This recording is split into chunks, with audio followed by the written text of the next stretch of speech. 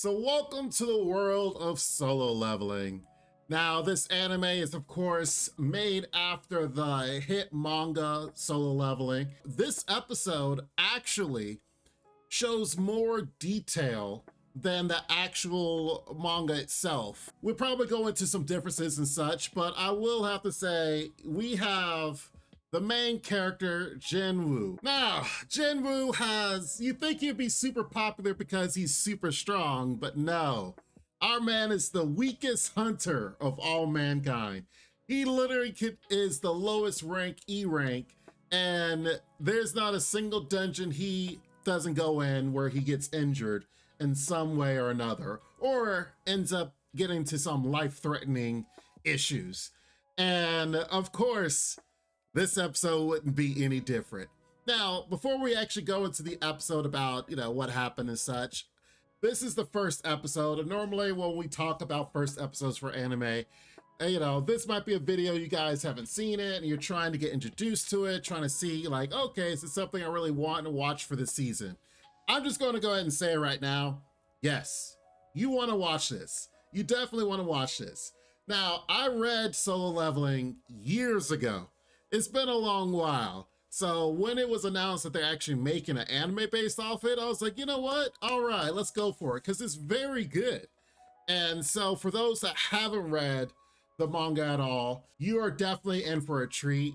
And if it even doesn't add any new detail to it and just kind of goes script for script, you're still going to be amazed and still enjoy it. But I will tell you that if it's based off this first episode, they've already added detail more so than the manga itself off the first few chapters. So for those that are new to this, you're definitely going to enjoy it. Starting into some new things. One, this whole battle with these ants and such did not happen to start off with in the manga at all. It didn't even talk about this stuff until honestly later in the manga.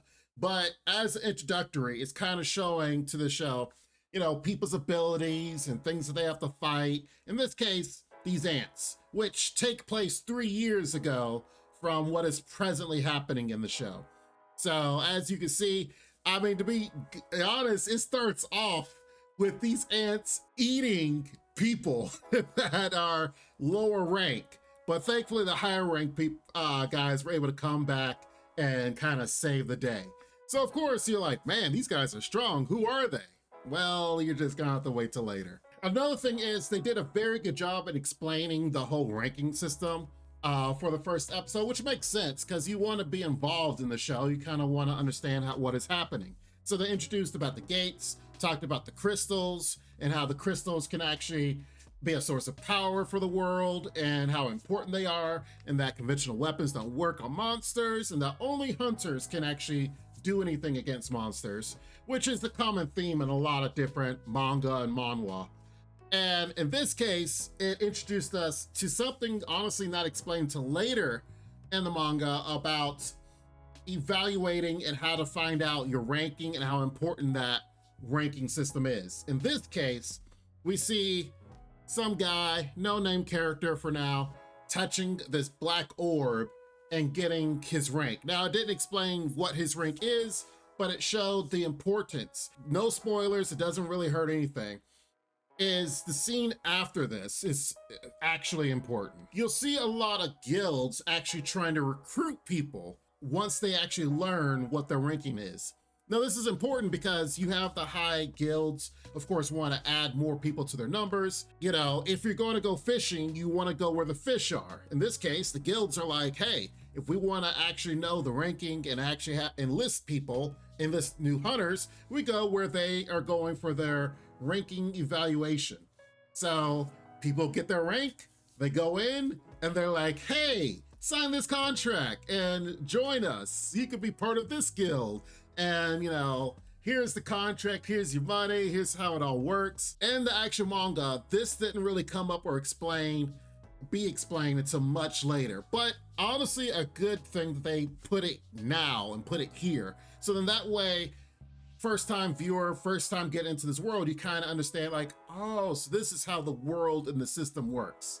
Now, a character that yet again, is not actually talked about or showcased until later in the manga, is Cha Hyen.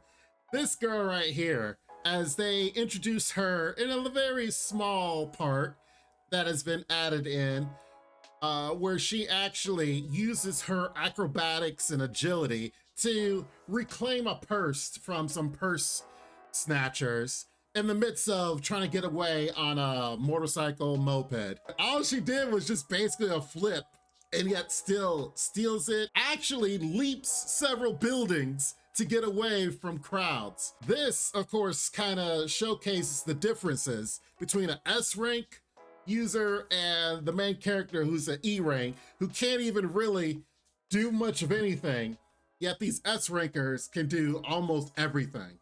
So I'm actually glad that in the first episode they did show this disparity right now of the differences between someone really, really strong and someone really, really, really weak. Now, I want to point something out that I observed when looking at this, and I'm like, wait a minute. They are in a D rank dungeon, right? They just got done beating the boss, which was this lion-looking, hybrid-looking thing. As you can see, there's no door. It's a cave. The dungeon itself is a cave, and then in the boss room, it's like just this little, somewhat, as you can see the floor here in this picture, it's like, okay, now we actually have some detail in the boss room. Okay, it's a D rank, makes sense. You come up to this door, okay? Now they went a little further into the dungeon, and they're like, hey, the dungeon's not over, there's more here. You come up to this door, okay? You're gonna tell me that you still think this is a D rank dungeon? I mean, as elaborate as everything was, I'm gonna be like, oh, cave, boss, okay. Then, oh, another cave, elaborate marble, pearlescent, flashy door. I wonder if this is gonna be easy still. Is it still a D rank? I mean, nobody gets clued in, nobody. It's just nobody thinks about this. Like, oh, it's fine, it's still a D rank dungeon, it's not gonna be a problem. And then you open the door and you see all these statues. I wouldn't even walked in. I would have pushed the door open, seen how elaborate the room was, and I'm like, yeah, no, we leaving. Excuse me, this is still not a D rank dungeon anymore. And once you get more detail into something, I'm pretty sure that's when you're gonna realize, yeah, we might have some problems here.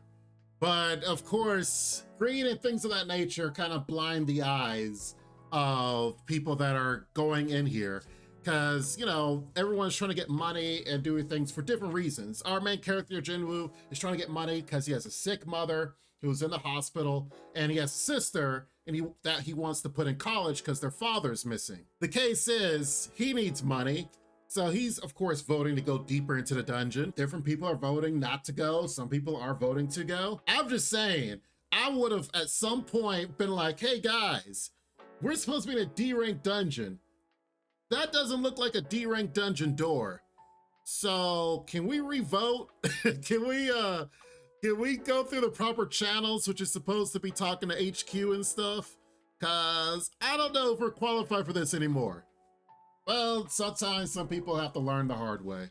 One thing I will say, if you do decide to read the manga, the way that it actually starts off when reading it, it does one of those like, well, that's me, you know, I'm right here, where he's in this dungeon and it looks like he's about to die. There's about to have a lot of issues happening. And then it cuts back to the beginning and it actually introduces the world through Jinwoo's eyes as he's going to the dungeon, walking there and kind of detailing the world, detailing what's happening. And I can understand why this episode, instead of just doing that, because honestly, it would kind of be boring, that they used different perspectives of different people and talked about the guilds, talked about the whole leveling system, talked about everything. So then one episode, you're pretty much caught up on like, oh, what is the world? Oh, how does this work? Big old world building, if you will, on the first episode, which is the correct way to do it.